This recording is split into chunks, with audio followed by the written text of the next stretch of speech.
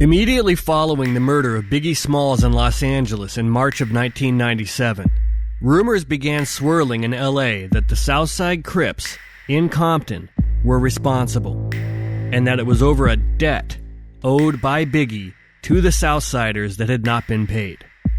And it sounds wild. Did the gang that, in my opinion, undoubtedly killed Tupac also kill his rival just 6 months later? Could the Southside Crips have been responsible for both murders? Well, LAPD detectives working the Biggie case seemed to think it was possible, and they dedicated a lot of their time to pursuing the Southside Crip theory for Biggie's murder, including Russell Poole and the original RHD detectives. And then again, when Detective Greg Kading and his task force took on the case a decade later, they also zeroed in on the Southside Crips' possible involvement in Biggie's murder. And it's actually not a bad case.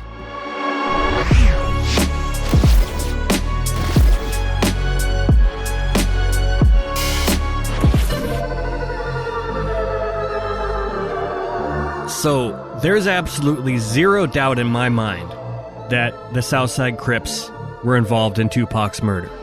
The amount of corroborating statements from Southsiders and their associates and other witnesses has created what I think is a mountain of evidence.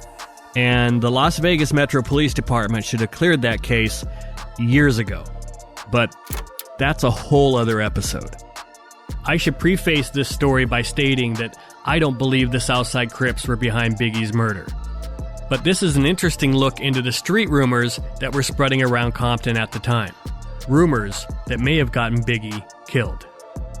Fast forward 6 months from Tupac's murder in Las Vegas, and the LAPD is working the Biggie murder case in LA.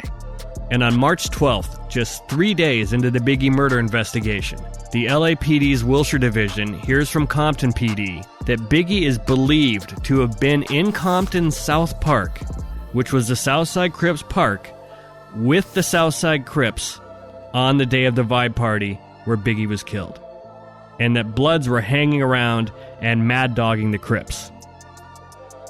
The next day, Wilshire Division receives intel that Southside Compton Crips were responsible for Biggie's murder, and the reason they killed him was because Biggie owed them money for security jobs and had not paid them. A day later, Wilshire Division Detective Kelly Cooper gets a tip that an FBI informant had gone by Keefe's house in Southside's neighborhood in Compton the night before, and that there was a black Chevy Impala parked behind the house. And of course, Biggie's killer used a mid-90s Impala for the drive-by when Biggie was killed. This informant also tells them that Keefe was known to hang with Biggie when he was in town. Later that day, Compton gang detective Tim Brennan clarifies that the home with the Impala isn't Keefe's, it's his girlfriend's house. Wilshire Division meets with Brennan that afternoon, and their chronological entry for the case for that day lists 7 names as additional witnesses or suspects, and nearly all of them are alleged Southside Crip associates. So in just the first week of the Biggie murder investigation, all of these tips are coming in from both Compton PD and the FBI and directly to Wilshire detectives, pointing the finger at Southside. And the Biggie detectives are taking it seriously. On March 17th, Wilshire Division requests a copy of a traffic citation that Keefe D had received previously, and they learn that the vehicle he was driving when he was pulled over was a 1996 Chevy Impala SS.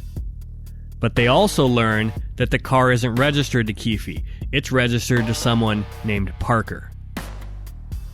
So detectives request that LAPD's Air Support Division conduct a flyover of Keefe's girlfriend's house in Compton to check on the possibility that there's an Impala parked in the backyard.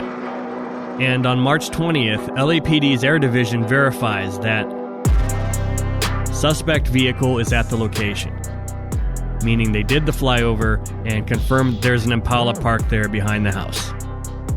And in another entry, they claim that the vehicle is, quote, partially covered. About a week later, Wilshire Division gets another tip, this time through the Sheriff's Department, that a Southside Crip informant has confirmed that Keefe owns a black Chevy Impala and that it's parked behind a house in Southside's neighborhood in Compton. And he adds that Keefe normally keeps the car undercover. This informant also mentioned money owed to Southside, and that he isn't sure what the money was owed for, but he thinks it was for security. He adds that Keefe's nephew, Orlando Anderson, who we know as Tupac's alleged killer, was also at the vibe party on the night of Biggie's murder. A few days after this tip comes in, on April 2nd, the LAPD's Robbery Homicide Division takes over the Biggie case from Wilshire Division. And the RHD immediately wastes most of the next 2 weeks chasing after bad jailhouse informants like Waymond Anderson. But then, on April 17th, RHD detectives meet with the South Bureau gang detective who had approached the surveillance team from New York outside the Soul Train Awards the night before Biggie's murder, which I covered back in episode 2. That same detective from South Bureau tells them that an informant told him that Biggie was in Compton South Park with the Southside Crips on the day of his murder, and that, quote, Wallace was paying some gang members for security services rendered, and a dispute ensued with one of the gang members and Wallace over $5,000, and Wallace refused to pay. So is this the same informant who'd made a similar claim to Compton PD a month earlier? I don't know. The story that Biggie visited Compton on his last day alive is shrouded in mystery. But whether it's legitimate or just a rumor that was going around, I think these statements being made to police finally put the Southside Crip theory onto RHD's radar. A month later, on May 12th, RHD detectives meet with a Compton police detective who claims that shortly after Biggie's murder, he received an anonymous call claiming that Biggie was killed by a Southside Crip gang member because he refused to pay $30,000 owed for killing Tupac, and that Biggie was heard saying, "You killed him because of a beef you had with him," and an unknown source replied, "What's the difference? He's dead." But this is the second tip like this that has come in from an anonymous caller, which is not the strongest evidence, because there's no way to verify if an anonymous caller is credible. It could be anybody calling in to say anything. People could be trying to throw off the investigation, they could be just messing around, or they could be taking the rumors about Biggie owing Southside a debt and drawing their own conclusions that the Crips must have killed Biggie over that. The RHD detectives then talk to one of Compton PD's other informants who says that she's known Keefe and his family for years, and that during a conversation with some people that she refused to identify, she learned that Biggie was killed because he refused to pay the balance of a contract. The contract was in the amount of $1 million for the murder of Tupac. So we can see how these street rumors that Biggie was killed over a debt to the Southside Crips were rampant in the weeks following the murder. And they're probably what led to the famous Chuck Phillips article in the LA Times 5 years later that made this same claim, that Biggie had paid the Southside Crips $1 million for Tupac's murder, and that he'd even supplied the murder weapon himself. Now, in my opinion, Biggie had nothing to do with Tupac's murder. But I also believe that it's these same street rumors that got Biggie killed. Unfortunately, it was revenge for something he didn't actually do. On May 21st, 1997, a confidential informant tells RHD detectives that while she has no knowledge of Orlando Anderson killing Biggie, Anderson's girlfriend left home because of the Biggie homicide, so she believes Anderson may be involved in the homicide. Wilshire Detective Cooper, who's still kind of working the case with RHD, gets an anonymous call claiming that Baby Lane, aka Orlando Anderson, killed Biggie. The following day, Russell Poole himself requests another flyover of Keefe's girlfriend's house to confirm if the Impala is still parked in back. And they confirm that a black Chevy Impala SS with chrome rims is still parked in the driveway at the rear of the location with no cover. 6 days later, on May 29th, 1997, a search warrant is served on Keefe's girlfriend's house in Compton, and police take a 1996 Chevy Impala into custody as evidence. the vehicle is towed to the LAPD's print shed for processing, and the Impala is examined by the LAPD for evidence. And these are some of the photos that they took.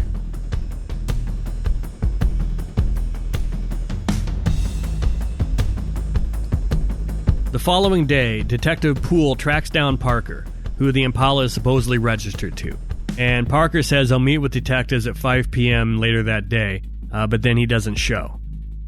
On June 3rd, Keefe calls Wilshire Detective Cooper and says he's ready to speak to detectives. But then, just like Parker, Keefe also fails to show up to meet with detectives the following day as planned.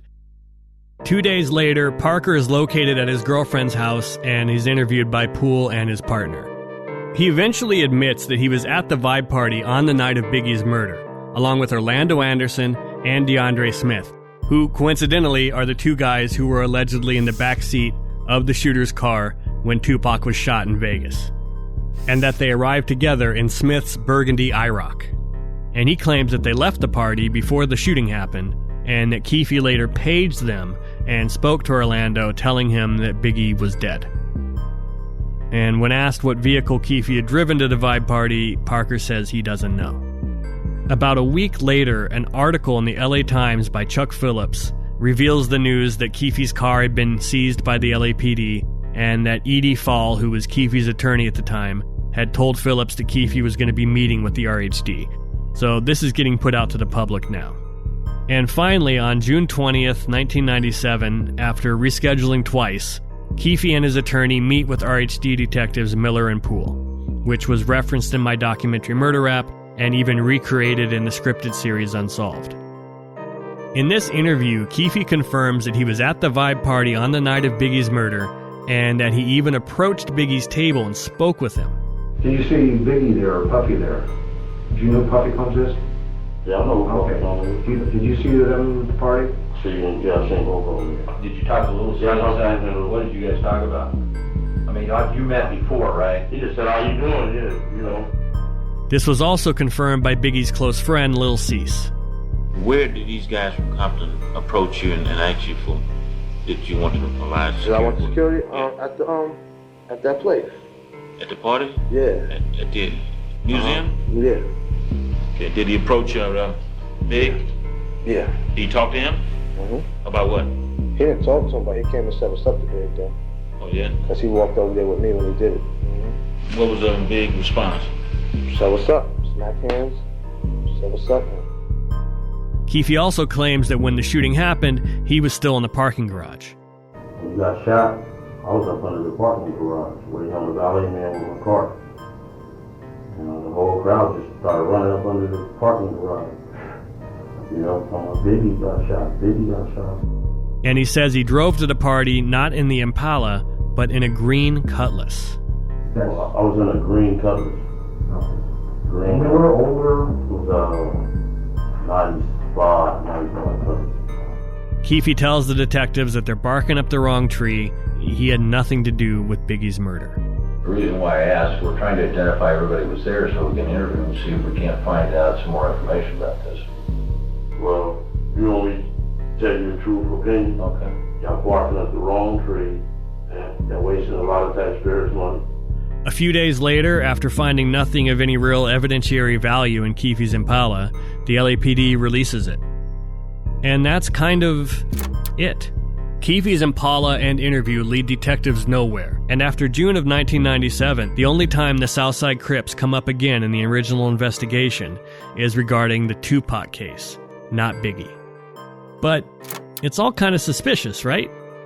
Southside Crips are at the party where Biggie is killed.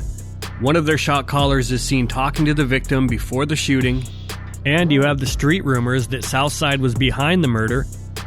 But here's why I don't think the Southside Crips had anything to do with Biggie's murder.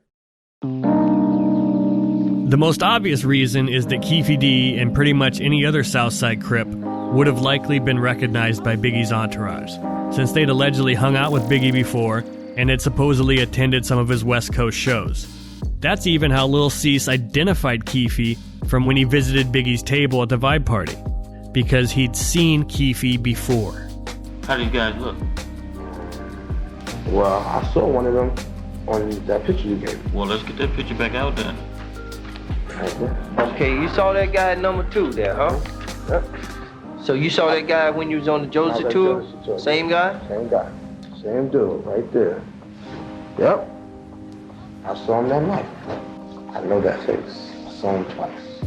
It was a BET tour. BET tour. Where was it at? We went to one in San Diego, went to one in Anaheim, Irvine, then in Vegas. Irvine was the summer jam. So in my opinion, Biggie's killer had to be an enforcer from Compton that the New Yorkers wouldn't have recognized. And I think that pretty much rules out the Southside Crips. And Cease was one of only 2 people to see the face of the shooter behind the wheel when the shooting happened.